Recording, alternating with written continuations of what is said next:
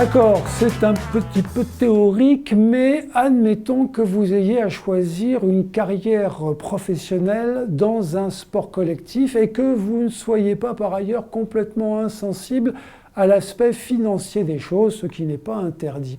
Alors, quelle serait la discipline à privilégier pour gagner un maximum, pour vous en mettre le plus possible dans les poches? La réponse, eh bien, ça dépend.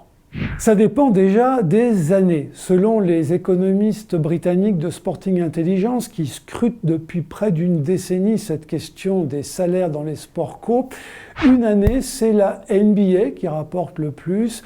Une autre, il n'y a pas plus juteux que le football européen. Et cette année, c'est un peu des deux. Et oui, parce que si on regarde d'abord club par club, alors le Barça et le Real sont imbattables. Le salaire annuel moyen par joueur au FC Barcelone cette saison, c'est 11,2 millions d'euros. Mais si on regarde cette fois le sport pris globalement, c'est la NBA qui affole les compteurs.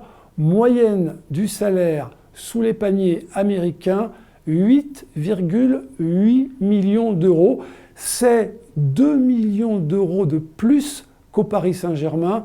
Le salaire annuel moyen au PSG, c'est 6,9 millions d'euros. Alors compliquons un petit peu les choses, car on ne joue pas dans tous les sports le même nombre de rencontres. Et si on s'intéresse cette fois à la moyenne de salaire par match, il n'y a pas meilleur plan que le cricket en Inde. Avec une saison régulière à 14 journées, un match rapporte en moyenne à chaque joueur de cricket en Inde 310 000 euros. C'est 10 fois plus qu'un match de Ligue 1.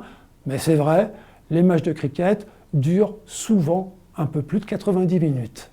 Et si vous êtes une femme, le football français n'est pas le moins bon moyen de gagner de l'argent. Selon l'étude 2017 de Sporting Intelligence, la D1 serait même le championnat féminin de football en Europe le plus rémunérateur, même devant l'Allemagne et l'Angleterre, seulement devancé par le basket féminin aux États-Unis et par le netball, un dérivé du basket, en Australie.